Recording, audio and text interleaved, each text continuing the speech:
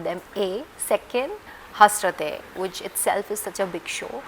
उसमें मुझे ऑफ़र आया तो definitely I was scared, a little scared, क्योंकि एक बहुत ही बड़ी रिस्पॉन्सिबिलिटी मैंने समझी अपने कंधों पर about learning the dialogue and performing. And if you have all the toxic people around you, या people who are not able to adjust with you, or all the negative people, then working becomes a task. और फिर दूसरा show किया, फिर वो वापस वो लोग मिले, तो अच्छा लगता है कि कैसे हम अपनी फैमिली में कंफर्टेबल होते हैं more than strangers. So I think Hungama has become a family to me. I think it's a part of that scene. उसके बावजूद कुछ स्टेटमेंट्स आई थी गोविंद सर के वीडियो से कि दिस वाज शिवांगी वर्मा की साजिश and she planned everything, but that was not true. I mean आप कितना ही एक्सप्लेन करेंगे, तो आप दे दो उनको नंबर. Thank you. एक आर्टिस्ट को ऑडियंस से कनेक्ट करने के लिए व्हाट डू यू थिंक सबसे ज़्यादा इम्पोर्टेंट क्या होता है? ओके, अगर तो आर्टिस्ट रियलिटी शो में है so it will be the personality, और अगर वो कोई फिक्शन शो कर रहा है, कोई डेली सोप या OTT कर रहा है, so then it will be the story. अगर स्टोरी है तो ऑडियंस कनेक्ट कर पाएगी उस आर्टिस्ट से खुद को. और अगर कोई रियलिटी शो है, अगर reality show is all about showing your real personalities, तो अगर तो आपकी पर्सनालिटी ऑडियंस को अच्छी लग रही है, so the audience will be able to connect. So as an artist आपने क्या परखा है कि ऑडियंस रिस्पॉन्सेस कितना मैटर करता है और अपने आगे करियर ग्रोथ के लिए कितना ज़्यादा इम्पोर्टेंट हो जाता है? सारा गेम इस इंडस्ट्री का डिपेंड करता है ऑन द ऑडियंस रिस्पॉन्स. अगर रियलिटी शो है तो it's all public voting, so audience आ जाती है. Whereas if it is fiction, it's the TRP, again audience आ जाती है. So audience तो बाप है. बिल्कुल, इसीलिए मैंने ये सवाल पूछा कि मैंने congratulation, Hasratein season 3 thank you release हो चुका है, लोगों का प्यार मिल रहा है, लोग पसंद कर रहे हैं देखना. आपको अभी तक के कैसे रिस्पॉन्स मिले हैं हसरते सीजन 3 पर? बहुत अच्छे रिस्पॉन्स मिले हैं. द स्टोरी ऑफ हसरते सीज़न 3 जो मैंने की है, मेरी स्टोरी का नाम है मिडनाइट ब्राइड. ऑडियंस ने बहुत प्यार किया है इस कहानी को, मेरे कैरेक्टर को, एंड आई एम ओवरवेल्म्ड, क्योंकि all thanks to the social media, Facebook, Instagram, जहाँ पर I read so many messages from the people who are following me. जो नहीं भी फॉलो कर रहे हैं उन्होंने भी मैसेजेस किए हैं. सो आई थिंक ऑडियंस को बहुत अच्छी लगी है story, which is why Hasratein has always been a hit. और मेरी कहानी भी काफ़ी अच्छी लगी है लोगों को. पार्ट 1 पार्ट 2 के बाद पार्ट 3 अगर आता है तो लोगों का एक्सपेक्टेशन काफ़ी ज़्यादा बढ़ जाती है कि पार्ट 3 हमें उतना ही पसंद शायद आए जितना पार्ट 1 और 2. पार्ट 3 का हिस्सा आप थे जी.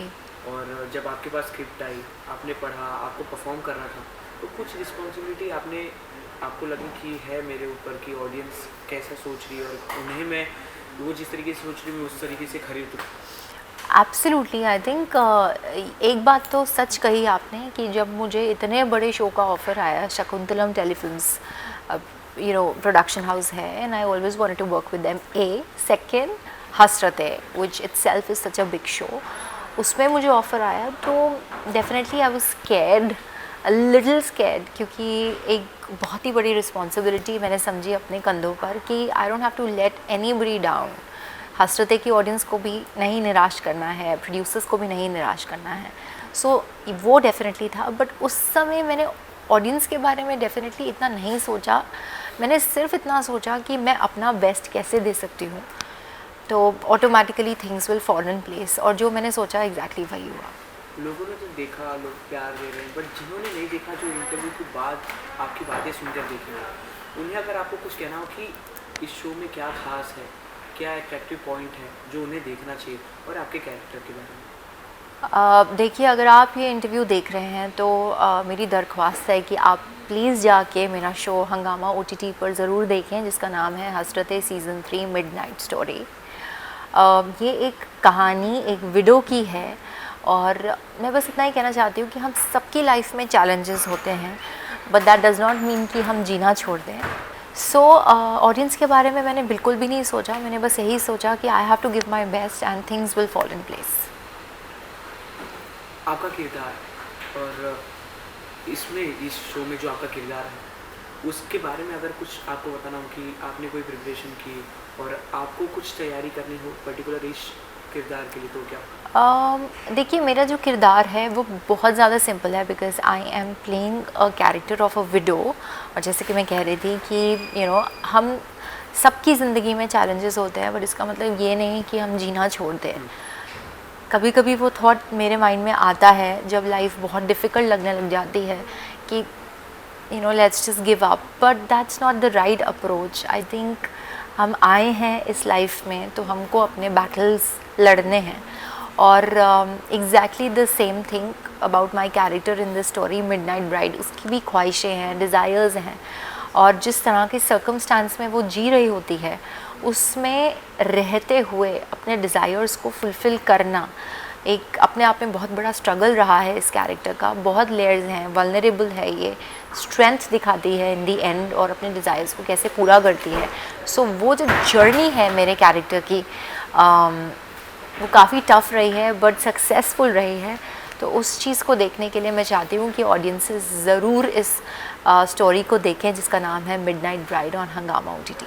एक शो में बेस्ट को एक्टर का होना कितना ज़्यादा इंपॉर्टेंट हो जाता है, क्योंकि हमने इस शो में आपका देखा है जो आपके को एक्टर थे आपने भी ये कहा कि ऐसा लग रहा था कि आप दोनों पहले से रिलेशन में हो, पहले से एक दूसरे के प्यार में हो। इतना लोग भूल गए थे आप लोगों के किरदार में कि सब रियल लग रहा था। तो ये कितना कैसे पॉसिबल होता है, और उनके बारे में अगर कोई एक्टर्स के बारे में आपको कुछ कहना तो क्या? देखिए, ये डेफिनेटली सच है कि अगर आपको को एक्टर अच्छा मिल रहा है तो वो आपका नसीब है, क्योंकि बहुत नसीब से you get to work with such a wonderful cast. एक हेल्दी एनवायरनमेंट सेट पे रहना बहुत ज़रूरी होता है, because it is all about learning the dialogue and performing. And if you have all the toxic people around you, या people who are not able to adjust with you, or all the negative people, then working becomes a task। तो होता क्या है कि आपके चेहरे पर आता है और आप स्क्रीन पे दिख रहे होते हो और फिर पूरे शो की वाट लग जाती है। So I have experience that before, but God is kind कि अब I am getting good people.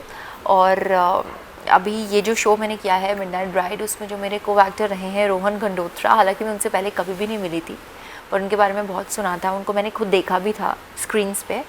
But when I got a chance to work with him, he really made me very very comfortable. मुझे डर लग रहा था पहले कि OTT में क्या होता है कि आप गिने चुने 2 या 3 दिन के लिए काम करते हो, और उसमें भी अगर आपकी केमिस्ट्री नहीं दिखेगी तो देन फिर नहीं दिखेगी।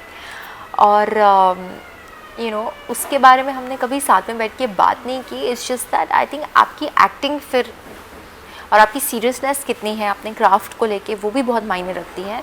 और Rohan has always been a good actor, और उनके साथ काम करके मैंने यही फील किया है that he is a wonderful actor.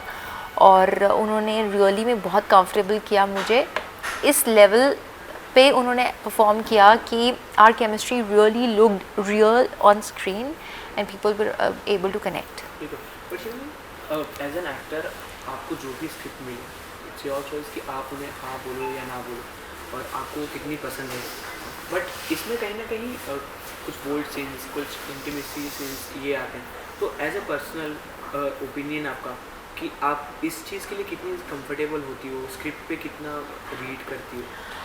देखो, आई एम जिन भी मेकर्स के साथ मैंने काम किया है तो they are very flexible working with me, क्योंकि मैं साउथ में भी काम करती हूँ और मेरे कुछ एप्रीहेंशंस हैं, जैसे कि I work for Tamil, Telugu, Malayalam, Kannada. तो I am not allowed to do anything here in Bollywood. So उसके लिए डिस्कशंस होते हैं, उसके लिए कुछ कोरियोग्राफी होती है कि these are the bars that I can do and these are the things I can't do। तो if everybody is comfortable तो मुझे लॉक किया जाता है। तो कुछ challenges आते हैं, but if we are discussing that in the very beginning and if they are ready for it, so then family reaction कैसा था जब? family is very proud of me। Family in the sense my parents and my sister, they are very very proud because they understand that it's acting and अब तो ये prerequisite है, या तो करो या तो घर बैठो। because you know the thing is such कि अगर आप OTT करते हैं तो फिर intimacy is a part of OTT.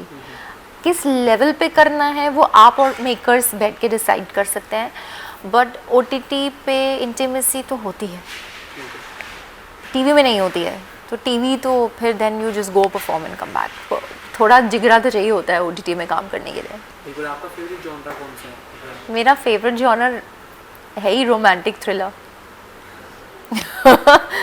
Romantic. अगर हम एज अ फैन, अगर ऑडियंस फैन आपकी बोले कि वो आपको देखते हैं एज एन आर्टिस्ट, आपको परफॉर्म करना देखना पसंद है, बट अगर आपको एज अ फैन पूछा जाए कि आप किसे देखती हो, आप किसकी फिल्में देखती हो, आप कैसी फिल्में देखना पसंद करते हो, तो वो क्या हो? मैं अगेन रोमांटिक फिल्म्स या films which are very very slow मुझे बहुत अच्छी लगती है. फाइटिंग मुझे कुछ खास इंटरेस्ट नहीं है. कॉमिक जॉनर भी मुझे अच्छा लगता है.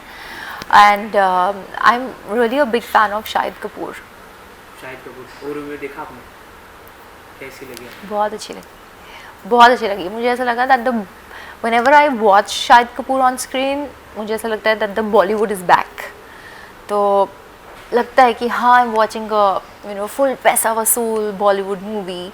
His acting, his dance, everything is mind blowing. तो जो फेवरेट डायरेक्टर जिनके साथ अगर आपको कुछ काम करने का मौका मिले, आप bucket यार list- honestly I want to work with Goldie Behl. अब पता नहीं वो कब होगा, हालांकि मैं उनके साथ पहले भी काम कर चुकी हूँ, बट इतना कुछ खास वो कैरेक्टर नहीं था मेरा. But I really want to work in his creation again. बिल्कुल. हंगामा मोटिविटी के साथ आपका काफ़ी पुराना रिश्ता रह चुका. इसके पहले आपने एक ये है सनक भी, हाँ, ये है सनत. जो वो भी हाँ. काफ़ी पसंद आया लोगों को, अपोजिट शरद मल्होत्रा थे. तो उसका एक्सपीरियंस कैसा था? और एक ही OTT पे जब लगातार काम करने लगते तो वो कितना ज़्यादा सिमिलर और इजी हो जाता है आगे काम के लिए? यार एक्चुअली क्या होता है कि नाउ तो I know people in channel also, so there are lot of friends that I made. और फ्रेंडशिप कहाँ हुई थी? At the time of promotions. So जब मैंने पहले शो किया, फिर हम प्रमोशंस के दौरान मिले, and they also appreciate the channel, really appreciated me, and that's how we were talking, we were doing promo shoots, and then I became friends. और फिर दूसरा शो किया, फिर वो वापस वो लोग मिले. तो अच्छा लगता है कि कैसे हम अपनी फैमिली में कंफर्टेबल होते हैं, more than strangers. So I think Hungama has become a family to me. तो मुझे अच्छा लगता है. Sharad Malhotra has also become a good friend. In fact उनके बारे में मैंने बहुत पहले से सुना है. और उनकी कोई भी वेब शो रिलीज़ होता था तो मैं उनके लॉन्च पे जाती थी. तो हाई हेलो हमेशा से ही रहता था.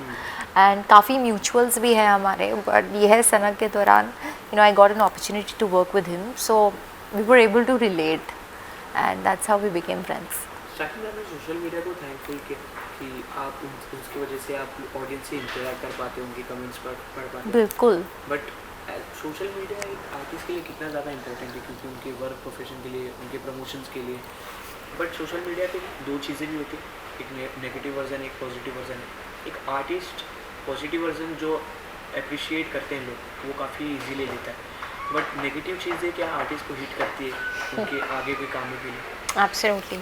वो आर्टिस्ट मैं ही हूँ जिसको बहुत ज़्यादा नेगेटिव मिला है on the social platform. And in spite of that I am a fan of my own social media. Social media मेरे लिए सिर्फ सोशल मीडिया नहीं है, मेरी लाइफ है. क्योंकि I have got casted via social media, and I make money also via social media. So Facebook and Instagram is not just social platforms. मेरी पूरी मेहनत है वो. That's my identity. और I would really would want to thank my mom for that, because she really insisted me at the time of COVID कि why don't you make some videos. उस time पे पता भी नहीं होता था कि सोशल मीडिया इतना बूम पे हो जाएगा. It was only TikTok times. जब मैंने एक रियलिटी शो किया था Nach Baliye, it was a huge and a big platform, but उस टाइम पे सोशल मीडिया होता ही नहीं था. अगर अब होता तो ऑटोमेटिकली मेरे 10 मिलियन हो गए होते. So I think everything has a time, and I think वो टाइम था for me to shine on the social platform. I started dancing. इसकी वजह से I cracked Himesh Reshammiya song in Suroor 2021 Tere Pyaar Mein. जिसकी वजह से I cracked a film Badass Ravi Kumar opposite Prabhu Deva sir, and so social media has given me so much कि I cannot talk negative about it, क्योंकि there are a lot of producers, there are a lot of casting directors who watch me there and they cast me, so that's a help. Having said that, negativity भी बहुत है. Lot of people troll you on social platforms. अभी मेरी एक controversy हुई थी opposite Govind Namdev, हालांकि मैं बहुत मुश्किल से उस कंट्रोवर्सी से निकल चुकी हूँ. I don't want to talk about it again, but लोगों ने उस चीज़ को गलत लिया था. और एक और कंट्रोवर्सी हुई थी when I started working in south. They asked me to gain weight क्योंकि उनका प्री रिक्विजिट था, और I think people who loved me on my page started hating me, और वो चीज़ मुझसे बर्दाश्त नहीं हुई थी. सो ये सब चीज़ें तो चलती ही रहती है. It's a part of life. It's just that आपको हैंडल करना आना चाहिए, and you have to have a lot of patience, because then people will love you, they hate you, and they will again start loving you. So आपके nature of work पे depend करता है. So it's okay. I mean सारा आँखों पे whatever they decide for me. थोड़ी हम बात वो गोविंद नामदेव वाली कंट्रोवर्सी पे कर सकते हैं. वो तो ख़त्म. बिल्कुल. बट वो जो दौर था, काफ़ी लोग अलग अलग चीज़ें कह रहे थे. आप अगर समझो आप घर पे बैठे हो और वो सारी चीज़ें देख रहे हो जो आपने किया भी नहीं, तो वो कितना ज़्यादा हिट करते हैं कि मैं कैसे जवाब दूँ लोगों को. और जब गोविंद नामदेव साउथ में बहुत बड़ा नाम है, और जब उनको लेकर अगर आपसे बात की जाती है और लोग सोचते हैं कि नहीं आप गलत हैं, तब उनको रिस्पॉन्स देना कितना डिफिकल्ट हो जाता है. ऑफ कोर्स सी वही हो जाता है ना, you don't have proofs to prove yourself. So वहाँ पर बहुत ज़्यादा डिफ़िकल्टी आती है कि अपने आप को सही प्रूफ कैसे किया जाए when you know the actual fact. फिर भी आप बिना सबूत के अपना पॉइंट रख रहे हो, तो ये this is all about love and trust जो आप अपनी ऑडियंस से बनाए रखते हो. सो आई थिंक ये जब बात हुई थी अबाउट गोविंद नामदेव, ये गोविंद सर को पता है और मुझे पता है. I still respect him, I have no grudges. It's just that ये एक कम्युनिकेशन गैप रहा है. मिस इंटरप्रेट हुई हैं चीज़ें उनके एंड से, क्योंकि मेरी और मेरी टीम को पता है कि जो भी पिक्चर डाली गई थी सोशल प्लेटफॉर्म पे वो उन्हीं से डिस्कस करके डाली गई थी. उन्होंने मुझे एक ऑप्शन भी दिया था लिखने का कि लिखो love is in the air. मैंने फिर भी ChatGPT से देखा था और उसमें लिखा हुआ आया था कि love knows no age no limit, और मैंने वो लिखा था. So we just wanted people to keep guessing कि ये फ़ोटो क्या है, और ऐसी कुछ फ़ोटो भी नहीं थी. It was a very normal photo where we both are standing in one frame. तो उससे कुछ भी प्रूव नहीं होता है या कुछ भी नहीं होता है. और वो जब मूवी रिलीज़ होगी उसके बाद आप देखेंगे कि वही कॉस्ट्यूम, वही पार्क, सब कुछ जहाँ पर भी वो फ़ोटो आई थी, it's a part of that scene.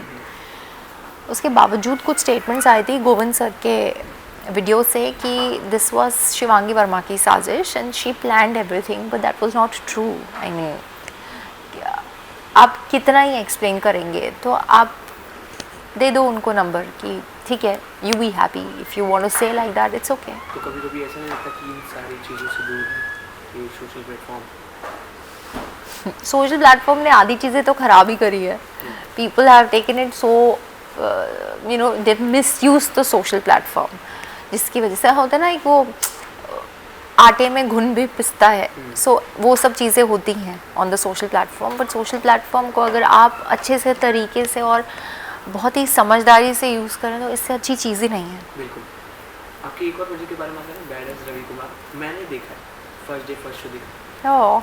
Himesh Reshammiya को एज एन सिंगर और एज एन आर्टिस्ट एक्टर आप किस तरीके से देखती हो? उनके काफ़ी डिफरेंस आ जाता है उनकी एक्टिंग में और या मेरे लिए HR ह्यूमन नहीं है, he is God for me because he has given me work. Second, he's a wonderful person. I mean, I have seen him closely. I've seen him and Sonia ma'am, his wife, working for a project. पूरा जी जान लगा के एक एक scene पे बैठना और discuss करना. And I think his nature and both of them, they are so friendly, they are so comfortable to work with. He is family to me. I mean उन्होंने, उनके साथ मैंने जितना भी टाइम स्पेंड किया है, I will always cherish that. He is wonderful. So चाहे वो एक्टिंग करे या चाहे वो सिंगिंग करे, he is mind blowing. He has that spark उनको क्या ज़रूरत है? I mean he is got money, he is got fame already, still he want to be there. मतलब वो स्पार्क है, and I like people who have spark. So that really motivates me also to do something in life. So वो inspiration है.